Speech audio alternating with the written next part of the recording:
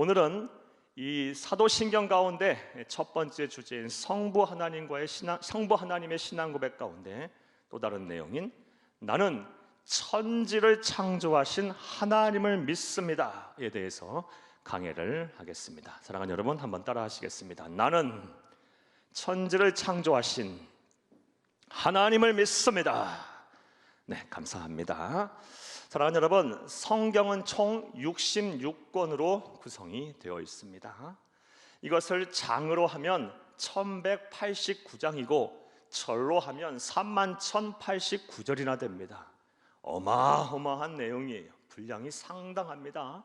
그런데 하나님께서는 이 신구약 66권을 시작하시면서 제일 하신 말씀이 무엇입니까?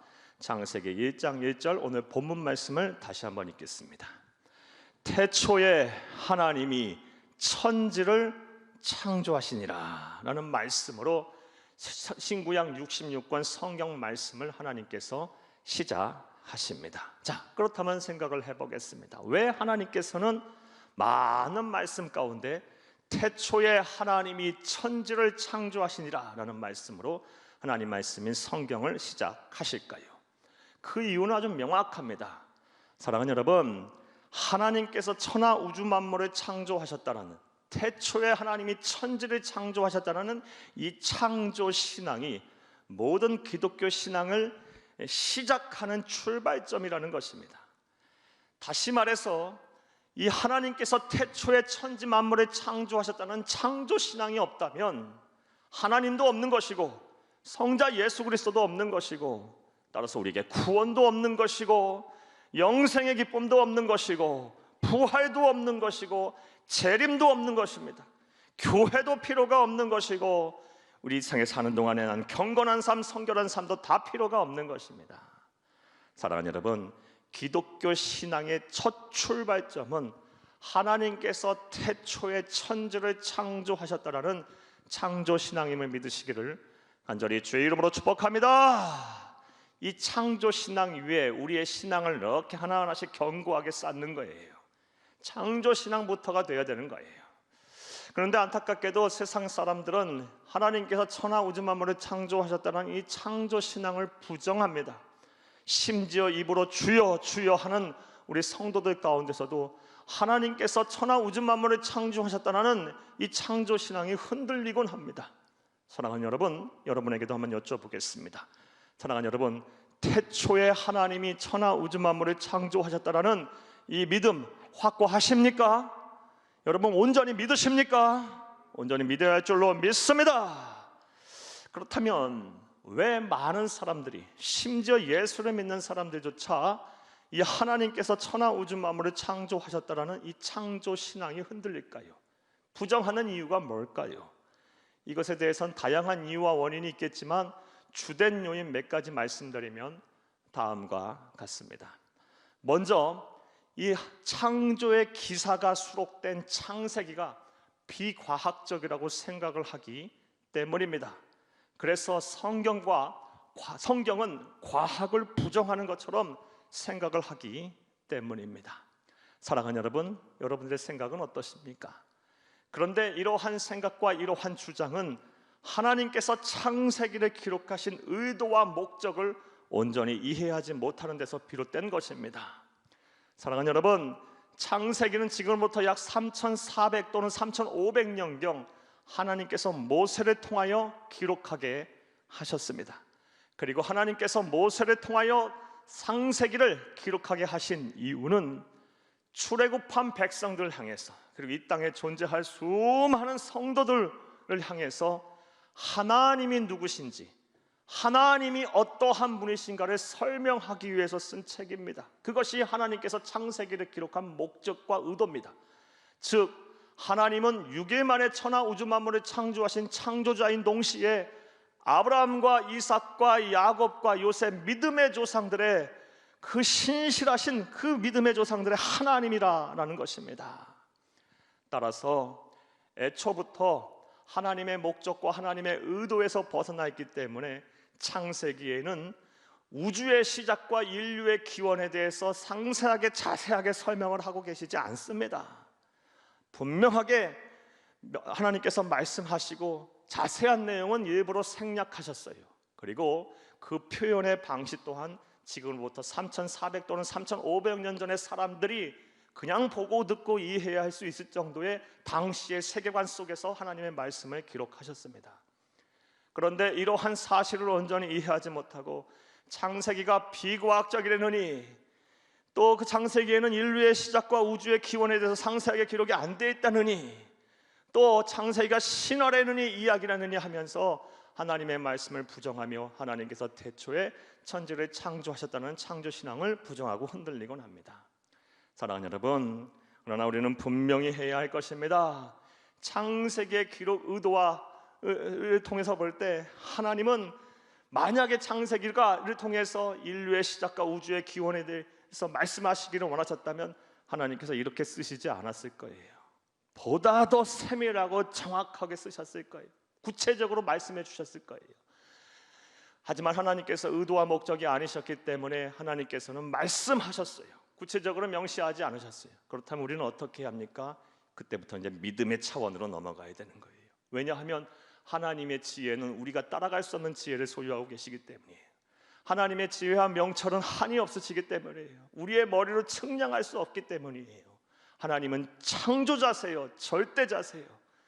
따라서 하나님께서 이렇게 명시하셨다면 그때부터 우리는 믿어야 하는 것입니다. 할렐루야, 할렐루야. 또한 사랑하는 여러분, 이러한 관점에서 창세기를 보면서 이 성경이 과학을 부정하고 있다라는 생각 또한 우리는 버려야 할 것입니다. 사랑하는 여러분, 성경과 과학, 기독교 신앙과 과학은 대립각을 세우는 이 부정적인 관계가 아닙니다. 오히려 동반자 관계예요. 친한 친구와도 같아요. 과학이 발달하면 발달할수록 하나님의 말씀인 성경이 사실임을 계속해서 입증해주고 있어요. 그리고 과학이 도달할 수 없는 초월적인 세계를 성경은 바라보게 합니다. 성경과 과학, 기독교 신앙과 과학은 동반자 관계예요. 이와 관련해서 20세기 최고의 과학자라고 이끌어졌던 상대성 이론을 수립했던 아인슈타인이 기독교 신자가 아님에도 불구하고 다음과 같은 말을 했어요. 과학이 없는 종교는, 여기서 종교는 기독교를 말합니다. 과학이 없는 종교는 눈먼 장님과도 같으며, 또 종교가 없는, 기독교 신앙이 없는 과학은 불구자다 그랬어요. 그는 기독교 신자가 아님에도 불구하고 과학과 성경, 과학과 기독교 신앙이 대립각을 세우고 서로 부정적인 관계가 아님을 알았던 거예요. 나아가 과학의 한계를 알고 초월적인 세계가 존재하고 있음 또한 알았던 것입니다. 할렐루야. 따라서 성경이, 기독교 신학이 과학을 부정한다라고 생각하면서 하나님의 말씀을 부정하고 또 하나님의 말씀 안에 기록된 태초에 하나님이 천지를 창조하신다라는 이 말씀을 불신하는 우리 성도님들이 없기를 간절히 주의 이름으로 축복합니다. 축복합니다. 또 하나님께서 천하 우주 만물을 창조하셨다라는 이 창조의 신앙을 부정하는 또 다른 이유는 지나치게 진화론을 맹신하고 진화론을 교육하고 있기 때문입니다. 사랑하는 여러분, 오늘 우리 한국 사회는 천만이라는 성도님들이 계세요. 예수를 믿는 사람들이 계세요. 그런데 어찌된 영분인지 이 세상에서의 교육은 하나님께서 세상 우주 만물을 창조하셨다는 창조에 대한 교육을 하지 아니하고 진화에 대한 교육만 하고 있어요. 그리고 마치 진화가 진리인 양 우리에게 말을 하고 인정을 하고 있습니다. 사랑하는 여러분, 그런데 이것은 잘못된 생각이에요. 진화론은 분명 가설입니다. 여러분, 가설이라는 것이 무엇입니까? 검증되지 않은 추론이에요. 아직 확실하게 검증이 안 된 추론인 거예요. 진화론은 가설이에요. 그런데 이것을 진리라고 받아들여서는 안 되는 것입니다. 자, 다음 생각을 한번 해보겠습니다. 그래도 100번 양보해서 진화론이 맞다고 한번 가정을 해보겠습니다. 그래서 우리 인류가, 우리 사람이 원숭이로부터 진화되었다고 한번 생각을 한번 해보겠어요. 그렇게 한번 믿어봅시다. 자, 그렇다면 지구상 어느 곳에서 원숭이로부터 사람으로 진화되는 중간 단계의 생명체가 있어야 될 것이 아니겠습니까? 과거에 진화됐다면 지금도 그래야 되는 것이 아닙니까?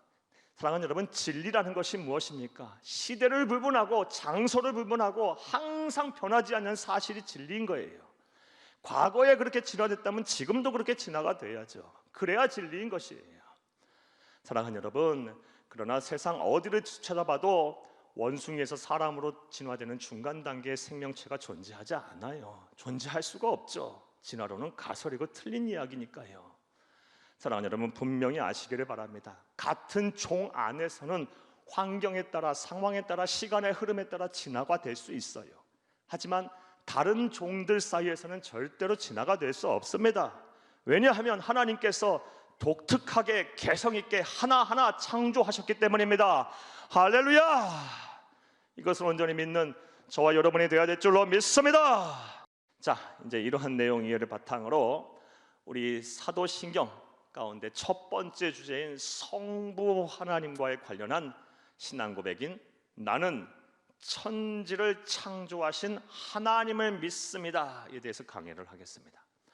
나는 천지를 창조하신 하나님을 믿습니다라는 신앙 고백 안에 담겨져 있는 의미는 무엇일까요?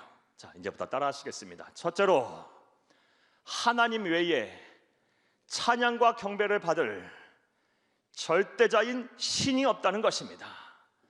나는 천지를 창조하신 하나님을 믿습니다라는 신앙 고백 안에는 하나님 외에는 우리의 찬양과 경배 예배를 받으실 절대자 신이 없다라는 것입니다.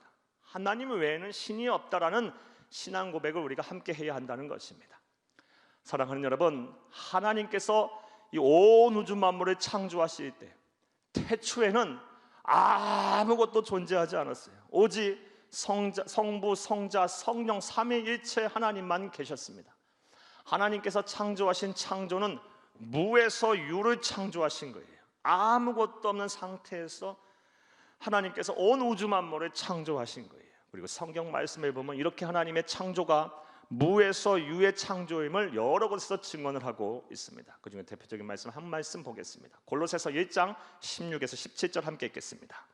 만물이 그에게서 창조되되 하늘과 땅에서 보이는 것들과 보이지 않는 것들과 혹은 왕권들이나 주권들이나 통치자들이나 권세들이나 만물이 다 그로 말미암고 그로 위하여 창조되었고 또한 그가 만물보다 먼저 계시고 만물이 그 안에 함께 섰느니라. 아멘. 아무것도 없는 상태에서 하나님께서는 창조를 하셨어요.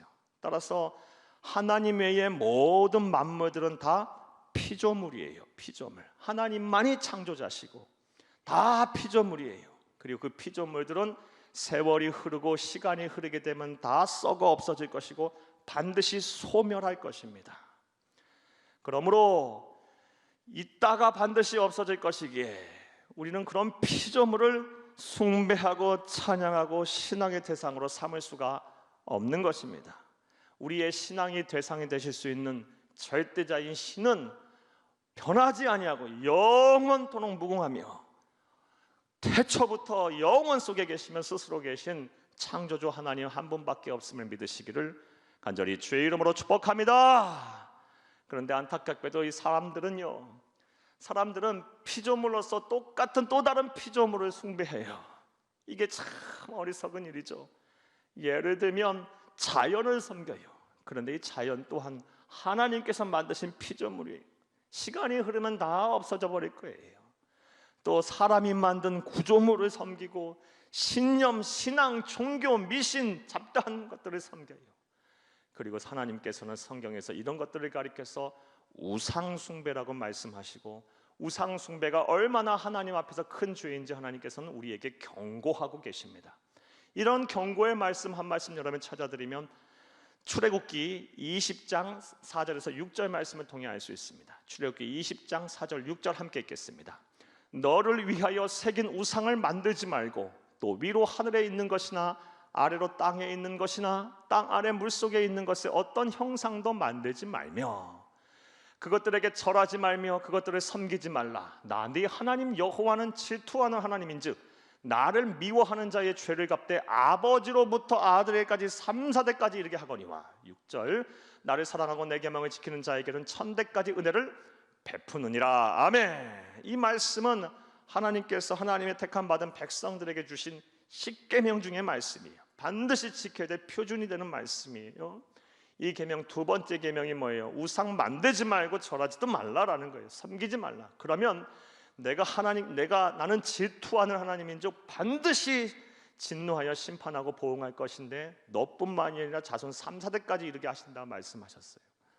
사랑하는 여러분, 피조물을 섬기는 것을 하나님이 얼마나 싫어하시는지를 우리가 잘 알 수 있어요.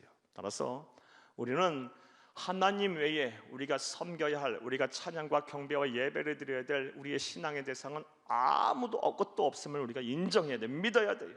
절대자인 신은 하나님 한 분밖에 없습니다. 할렐루야. 자, 그렇다면 또 생각을 해보겠습니다. 왜 사람들이 우상을 만들고 또 우상에게 절을 할까요? 피조물을 섬기는 그런 어리석은 행동을 왜 할까요? 이에 대해서도 성경은 우리에게 명확한 답을 주고 있습니다. 로마서 1장 21에서 23절 함께 읽겠습니다. 하나님을 알되 하나님을 영화롭게도 아니하며 감사하지도 아니하고 오히려 그 생각이 허망하여지며 미련한 마음이 어두워졌나니 스스로 지혜 있다 하나 어리석게 되어 썩어지지 아니하는 하나님의 영광을 썩어질 사람과 새해 짐승과 기어다니는 동물의 모양 우상으로 바꾸었느니라. 아멘. 이 말씀이 무슨 얘기냐? 하나님을 알되 하나님을 섬기지 아니하고 영화롭게 하지 아니하고 하나님을 잘 섬기고 예배하고 찬양하지 아니하고 신앙의 대상으로 삼지 아니하고 감사하지 아니하면 어떻게 된다? 생각들이 허망해진답니다. 그리고 마음이 어두워진답니다. 그래서 스스로 지혜 있다라고 생기는 그것이 어리석은 행동을 하는데 우상을 만들어낸다는 거예요. 하나님이 있어야 할 자리에 하나님이 안 계시게 되면 사람들이 생각이 허망해지고 마음이 어두워져서 뭔가를 찾아서 만들어내는데 그것들이 바로 우상이라는 거예요. 사랑하는 여러분, 이 세상에 존재하는 인류 역사에 존재하는 수많은 종교들, 잡신들, 미신들, 우상들이 다 이런 과정과 절차 속에서 만들어진 거예요. 그런데 이것이 남의 얘기라고만 생각해서는 안 돼요. 저 불신자들의 얘기로만 생각해서는 안 돼요. 예수를 믿는 우리 안에서도 이러한 우상을 만들고 우상을 숭배하는 일이 일어날 수 있어요. 우리도 하나님을 알죠. 하나님을 알되 하나님께 온전히 예배하지 아니하고 하나님께 온전히 그 하나님께서 마땅히 받으셔야 될 영광과 찬양을 하나님께 돌리지 아니하고 하나님을 잘 섬기지 아니하게 되면 반드시 생각이 허망해져요. 그리고 마음이 어두워져요. 저는 이런 분들 많이 봤어요. 여러분 솔직히 말해서 여러분 어떠십니까? 하나님이 있어야 할 자리에 하나님이 안 계시게 되면 사람은 반드시 생각이 허망해지고 마음이 막 어둡고 힘들어져요. 그래서 하나님 대신에 무엇인가를 자꾸 만들어내고 그걸 찾게 되고 그걸 의지하게 돼 있어요. 돈을 의지하고 재물을 의지하고 자녀를 의지하고 어떤 사람을 의지하고 대상을 의지하고 또 이 세상 사는 여러 가지 기타 유희와 오락을 의지하고 사랑하는 여러분, 이것들 모두가 다 우상을 만들어내고 우상을 숭배하는 일이에요. 그러므로 우리는 늘 깨어서 우리가 누구를 향해서 예배해야 하고 누구를 의지하고 살아야 하는지 분명하게 알고 결단하고 또 그 하나님을 잘 섬겨야 합니다.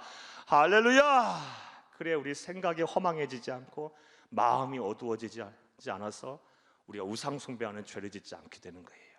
자, 또 나는 천지를 창조하신 하나님을 믿습니다 라는 신앙 고백 안에는 어떠한 의미가 또 내포되어 있을까요? 따라 하시겠습니다. 둘째로 하나님이 모든 만물의 주인이시라는 것입니다. 나는 천지를 창조하신 하나님을 믿습니다. 이 말 속에는 하나님이 모든 만물의 주인이십니다. 모든 만물의 주권자이십니다. 통치자이십니다 라는 것을 의미하고 있다는 것입니다. 사랑하는 여러분, 하나님께서는 이 모든 우주 만물을 아무것도 없는 상태에서 창조하셨습니다. 창조하셨으니 마땅히 하나님께서 이 모든 만물의 소유자가 되십니다. 여러분 한번 생각을 해보세요. 지금 여기 펜이 있는데 이 펜을 제가 만들었다고 한번 가정을 해보겠습니다. 그렇다면 제가 이것을 누군가에게 양도하지 않는 한, 매매하지 않는 한, 주지 않는 한 이 펜은 제 소유인 것입니다. 마찬가지예요. 하나님께서도 이 온 우주 만물을 아무것도 없는 상태에서 창조하셨어요. 따라서 모든 만물은 다 하나님의 것이에요. 하나님이 소유하신 거예요. 그런데 하나님께서는 이렇게 소유하시고 그대로 방치하시는 분이 아니에요. 그냥 내버려 두시는 것이 아니에요. 두시는 그런 분이 아니에요. 성경을 보면 하나님은 졸지도 주무시지도 아니하시면서 이 만들어 놓은 창조된 것들을 잘 관리하고 보존하고 통치하시는 분이십니다. 할렐루야! 사랑하는 여러분, 이것을 사도 바울은 로마서 11장 36절에 다음과 같이 말하고 있어요. 함께 읽겠습니다. 이는 만물이 주에게서 나오고 주로 말미암고 주에게로 돌아갑니다. 그에게 영광이 세세에 있을지어다. 아멘. 하나님께서 모든 만물을 창조하셨어요. 그리고 그것을 잘 보존하고 관리하고 통치하고 계세요. 그리고 끝맺는 것도 하나님이 하신다는 거예요. 자, 이렇게 모든 만물을 창조하시고 소유하신 하나님께서 그것들을 잘 보존하고 관리하시고 하나님께서 주권을 가지고 통치하시는 것을 가리켜 신학적인 용어로 Divine Providence, 하나님의 섭리라고 합니다. 섭리. 사랑하는 여러분, 그러니까 나는 천지를 창조하신 하나님을 믿습니다 라는 신앙 고백을 할 때는 하나님의 천지 창조는 이미 다 끝났어요. 창세기 완전하게 창조하셨어요. 하지만 거기서 끝나고 계시는 것이 아니라 하나님은 계속해서 일하고 계신다. 모든 천하우주 만물을 관리하고 보존하고 또 통치하고 계신다. 다른 말로 섭리하고 계신다라는 것을 믿는 것입니다. 이 신앙이 내포되어 있음을 믿으시기를 간절히 주의 이름으로 축복합니다. 그런데 이런 하나님의 섭리, 모든 만물을 창조하신 데서 그치는 것이 아니라 졸지도 주무시도 하시면서 하나님께서 보존하시고 관리하시고 통치하시는 이 하나님의 섭리는 특별히 하나님의 백성, 하나님의 자녀를 향해서 활짝 열려 있고 또 그 누구보다도 하나님께서는 하나님의 백성, 하나님의 자녀를 위해서 섭리하고 계십니다. 자, 이것을 시편 기자는 다음과 같이 표현하고 있어요. 시편 33편 13절에서 15절 함께 읽겠습니다. 여호와께서 하늘에서 굽어보사 모든 인생을 살피시며 섭리하고 계세요. 창조하시고 나서 내버려 두는 것이 아니라 섭리하세요. 곧 그가 거하시는 곳에서 세상 모든 거민들을 굽어 살피시는도다. 섭리하세요. 그는 그들 모두의 마음을 지으시며 그들이 하는 일을 굽어 살피시는도다. 인생들을 살피되 거하시는 곳에서 세상 모든 거민들을 굽어 살피시고 마음까지도 굽어 살피시고 계신답니다. 섭리하고 계시는 거예요.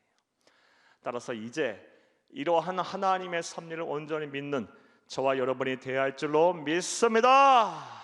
나는 천지를 창조하신 하나님을 믿습니다 라는 신앙 고백 안에는 하나님이 창조하신 모든 만물의 주인이시면서 섭리하고 계신다라는 거예요. 창조는 완전하게 끝났어요. 하지만 거기서 끝나는 것이 아니라 하나님은 계속해서 보존하시고 관리하시고 통치하시고 계세요. 그리고 하나님의 백성, 하나님의 자녀를 향해서 누구보다 무엇보다 아주 선하게 역사하세요. 이것을 온전히 믿으시는 저와 여러분이 되어야 할 줄로 믿습니다. 이제 말씀 맺겠습니다.